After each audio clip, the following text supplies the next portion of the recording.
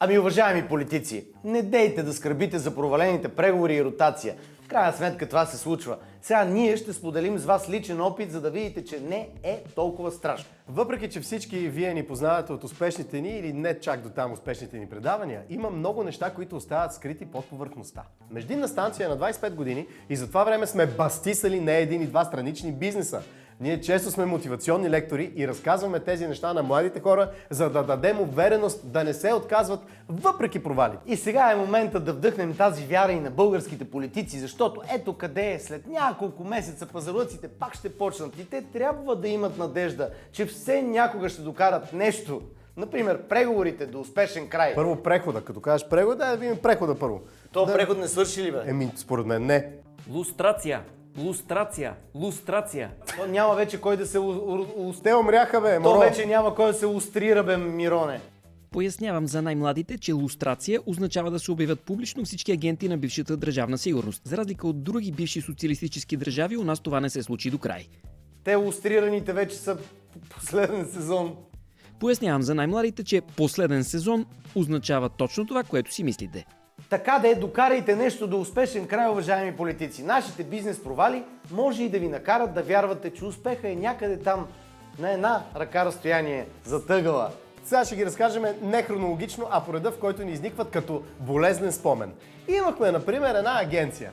Тя беше агенция за запознанства. Казваше се ACT. Това се случи още в началото на 21 век, когато нямаше социални мрежи и тези неща бяха много модерни зад океана. Аз имах една роднина, моя Леля, която живееше зад океана и се беше оженила. После се оказа не много успешно, но в резултат на работата с такава агенция решихме, че много ще ни помогне тук да имаме такава агенция и ще бъде страхотен бизнес. Какво стана на 2 на 3 да ви кажа? Те я приеха малко като публичен дом хората, тази агенция, и се нароиха страшно много мъже, които искаха да си намерят срещи за запознанства. Затова горките ни колежки по това време се налагаше да ходят на постоянни срещи. Имахме и някои жени, които, между другото, не изглеждаха много добре от клиентките, и един наш много добър приятел, между другото, най-красивия мъж в Европа.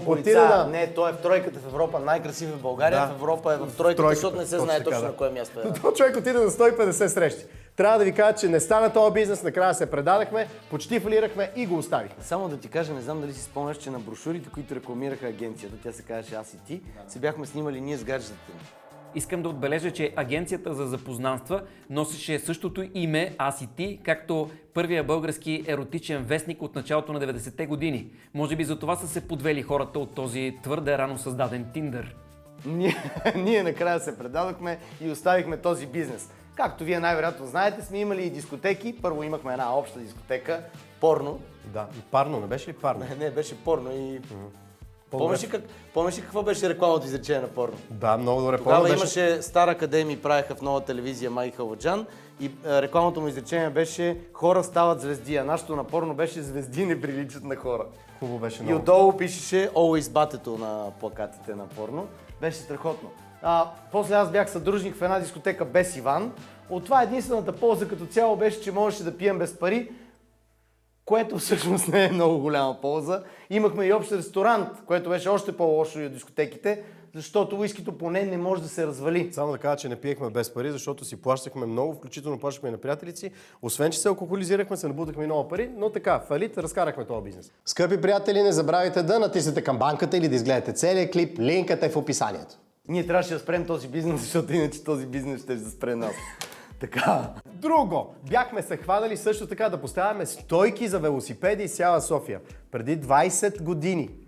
Сигурно сте виждали из града къде ли не разни стойки за колела. Нито една от тях не е наша. Да, ама помня, че ги разкарвахме само камионче в София. Мани. Така, с приятели едно лято докарахме в България истински болид от Формула 1. Страхотна идея. И този болид само за един ден ни докара огромни загуби. Хубавото е, че като губите заедно с съдружниците си, някакси болката ви сплотява и ви прави по-единни. В един момент през 2008 година си купихме земя в Банско. Трябваше да бъде и беше точно до втория лифт. Обърнете внимание за какво говоря. Втория лифт, втория кабинков лифт. Сещате ли се за втория кабинков лифт на Банско? Купихме я точно преди огромния срив, един от огромните сривове на цената на имотите. Има един израз, може би младите не го знаят, но Мирон ще ви го обясни. Да си купиш фабрика на 8 септември. да си купиш фабрика на 8 септември 1944 година. Това означава да си хвърлиш парите на вятъра, защото на 9 септември 1944 на власт идват комунистите, които ликвидират частния бизнес и всичко става държавно. И ние така. И до ден днешен там е пълно с пустеещи имоти фантоми, но нашето поне не е сграда. Просто може да сееш картофи до втория лифт. Страхотна идея. Между другото, трябва да отидем и да си засеем картофи. Какво ни пречи? Разбира се, втория лифт ще минава отгоре и ти отдолу ще си копаш. Къде точно минава втория лифт? Във въображението. Така, във въображението беше и следващата ни бизнес идея. Имахме видеоинформационна агенция, която изкара малко повече от година, но затова пък загуби за нас повече, отколкото можехме да си представим. И нея я имахме на територията на България и на територията на Сърбия. Не. си ти? Ти си бизнесмен. Бъркаш. Тя си беше сръбска идея и лиценз, ние бяхме повторили тук в България. Супер, прав. Къде се намираше между другото информационната агенция? Къде беше офиса й? Тук. Така че и това ще потръгне много добре. Да. Сигурно пропускаме нещо, защото все пак това е 4 век, бизнеси с огромен успех. Да! Имахме здравословни барчета, такива малки шоколадови, не шоколадови, Бяха шоколадови. Те се правят от форми. Ти си толкова далеч от тия страхотни здравословни. десертчета, които наистина бяха здравословни. За съжаление, нито един човек от тях не почувства здравословния ефект, защото никой не ги ядеше и разбира се, фалираха. Това е само малка част от бизнесите, които сме фалирали, така че, уважаеми политици, вземете пример от нас. Безброй пъти сме падали, пак сме ставали, особено докато имахме бар, и пак сме продължавали напред. Винаги имаме нови идеи и нашите са като вашите, често безполезни, но щом ние не се отказваме, значи и вие ще продължите. И утре е ден. Плюс това и ние говорим за фалити и вие тази държава фалирахте 100-200 пъти, пък тя винаги си изправя на крака. Не унивайте! Не можеш да фалираш държава, между другото. Това е абсолютно невъзможно. Да. Невъзможно. Вече и емпирично доказано, Аржентинците мисля, колко пъти фалираха и пак са си държава и си върват напред. Не унивайте. Идват избори, ще има още много преговори, ще има още много ротации. Най-доброто винаги предстои. Благодарим ви, че изгледахте това видео. Ако натиснете тук, ще видите целия епизод. Па и аз да ви кажа благодаря, че изгледахте това видео, защото пък ако натиснете там, ще видите следващия брой. В него ще научите трагичната истина за младите.